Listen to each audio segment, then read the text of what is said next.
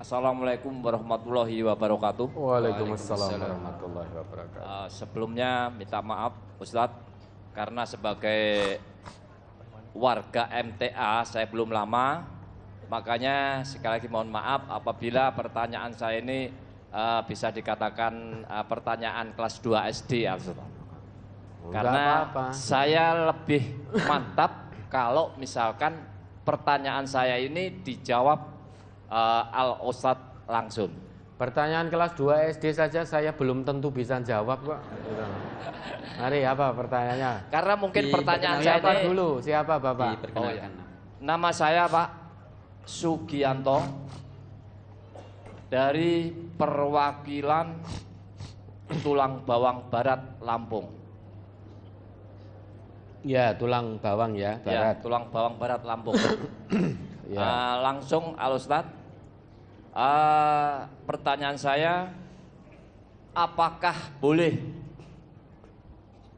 seorang anak itu mendoakan kedua orang tua sedangkan tahu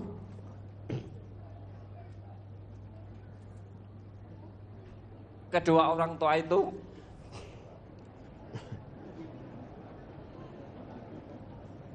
tidak Islam? Ya. Ya.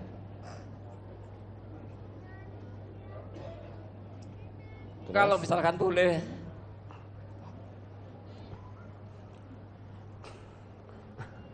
gimana caranya dan kapan saat yang tepat untuk mendoakan?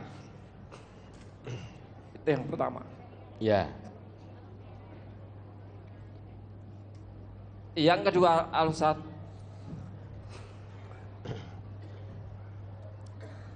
ini orang tua masih hidup?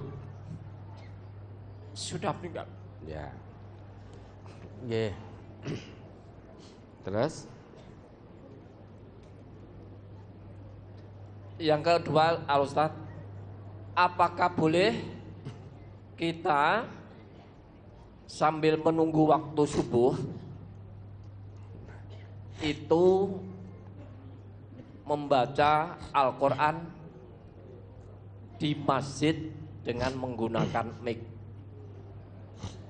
Dan saya yakin semua warga MTA walaupun membaca Al-Quran dengan mic pasti tidak ada unsur riya. Ya. Jadi sambil menunggu waktu subuh, Al-Ustadz, maksud saya, apakah boleh sambil membangunkan jamaah itu sekedar 5 atau 10 menit itu membaca Al-Quran? Itu saja Al-Ustadz. Akhir kata, wassalamualaikum warahmatullahi wabarakatuh. Waalaikumsalam warahmatullahi wabarakatuh. Baik Bapak, jadi boleh dan tidak bolehnya kita mendoakan orang tua yang tidak beriman kepada Allah, yang tidak Islam, yang kafir, yang musyrik, yang sudah meninggal, boleh dan tidaknya itu bukan menurut saya, tapi menurut Allah dan Rasulnya. Nah kita lihat bagaimana menurut Allah. Quran surat At-Taubah itu 113 ya.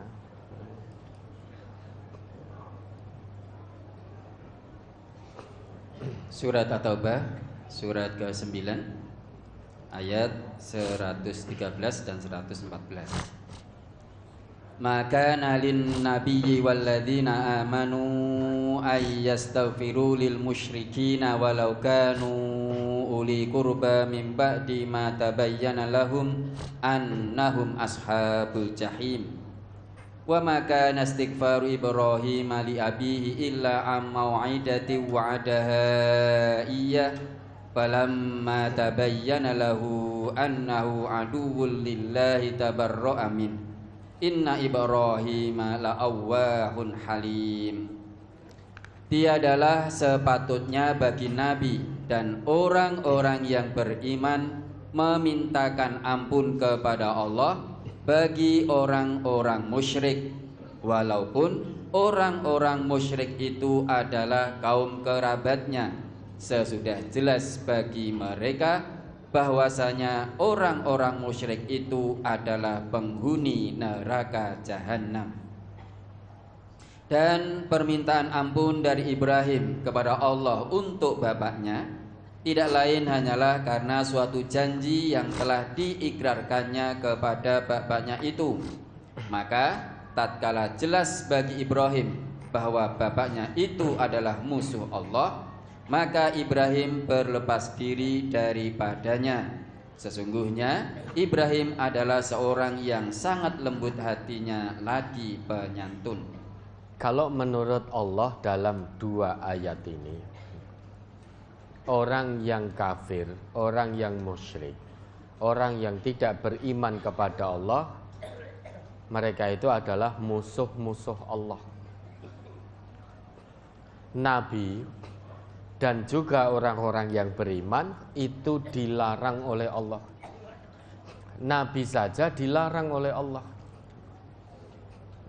Orang-orang yang beriman juga dilarang oleh Allah untuk memohonkan ampun atas dosa orang-orang yang musyrik, orang-orang yang kafir, orang-orang yang tidak beriman kepada Allah, meskipun mereka yang mati dalam kemusyrikan, yang mati dalam kekafiran itu adalah uli kurba, karib kerabatnya.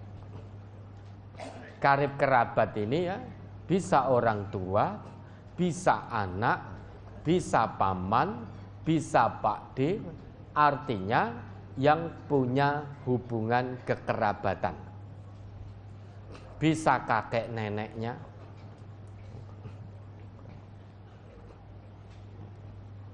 meskipun itu orang tua kandung kita. Namun orang tua memilih jalan kemusyrikan sampai mati, jalan kekafiran sampai mati, maka kita dilarang oleh Allah memohonkan ampun atas dosa-dosa orang tua. Kalau kita mendoakan, justru kita berdosa. Kenapa? Karena melanggar larangan Allah. Loh, kejam sekali Islam itu kan orang tua, masa tidak boleh? Justru kalau kita mendoakan, memohonkan ampun, itu kita kejam pada diri kita sendiri karena telah melanggar larangan Allah. Bagaimana mungkin Allah ampuni orang yang tidak beriman kepadanya? Bagaimana mungkin Allah ampuni orang yang menyekutukan Allah dengan sesuatu? Sampai mati tidak bertobat, tidak mau menyatakan diri beriman kepada Allah, tidak mungkin Allah ampuni. Wong beriman pada Allah saja tidak, masa mengharapkan ampunan dosa dari Allah? Percaya pada Allah saja tidak mau, masa mengharapkan pemberian ampunan dari Allah? Wong keberadaan Allah saja tidak diyakini, masa menunggu diberi ampunan dosa oleh Allah? Kan tidak mungkin terjadi itu. Maka kita, kalau ada karib kerabat kita yang sampai mati dalam kemusyrikan, kekafiran, sudah jalankan saja apa yang menjadi ketetapan Allah ini. Jangan mohonkan ampun. Kalau kita berdoa memohonkan ampun, itu sia-sia. Sia-sia. Jelas tidak akan diampuni oleh Allah karena tidak ada iman. Yang kedua, justru kita akan berdosa, melanggar larangan Allah ini. Tapi kan itu orang tua, betul itu orang tua. Tetapi orang tua kita tidak mau dengan jalan keimanan. Di hadapan Allah, semua akan bertanggung jawab sendiri-sendiri. Nanti kalau sudah di hadapan Allah, kita tidak peduli lagi dengan karib kerabat kita. Anak lari dari bapak ibunya, orang tua lari dari anaknya, lari dari karib kerabatnya, lari dari suami, lari dari istrinya. Semua bertanggung jawab sendiri-sendiri. Sudah tidak sempat memikirkan karib kerabatnya karena dahsyatnya huru-hara hari kiamat. Semua ingin selamat sendiri-sendiri. Dulu Nabi Ibrahim pernah sekali mendoakan, memohonkan ampun bapaknya yang mati dalam kemusyrikan. Bapaknya Nabi Ibrahim itu kan musyrik. Beliau Nabi Ibrahim pernah mendoakan sekali. Itu pun karena Nabi Ibrahim pernah berjanji kepada bapaknya akan memohonkan ampun kepada Allah. Sesudah tahu bahwa bapaknya itu musuh nyata bagi Allah, tabarra'a minhu. Nabi Ibrahim berlepas diri dari bapaknya, tidak lagi berdoa memohonkan ampun atas dosa-dosa bapaknya. Karena sudah nyata bahwa bapaknya menjadi musuh Allah yang nyata dan tempatnya di neraka jahim. Tahu dari mana? Allah yang memberitahu. Sesudah tahu demikian, maka Nabi Ibrahim tidak lagi mendoakan, memohonkan ampun bagi bapaknya. Yo hanya sekali itu saja. Karena sudah kadung janji dengan bapaknya pada waktu itu. Nabi Ibrahim tidak memohonkan ampun yang kedua, ketiga, keempat, tidak. Ya hanya sekali itu karena janji. Sesudah nyata bapaknya Nabi Ibrahim jadi musuh Allah yang nyata, bertempat di neraka jahim, di neraka jahanam, maka Nabi Ibrahim berlepas diri, tidak lagi memohonkan ampun dosa-dosa bapaknya yang mati dalam kemusyrikan. Itu yang pertama. Yang kedua, boleh saja Bapak ya, sembari menunggu adzan subuh ya, Bapak baca Al-Quran, kumandangkan melalui speaker biar pada bangun ya. Tapi bacaannya ya sing usahakan yang benar ya. Paling tidak panjang pendeknya ya.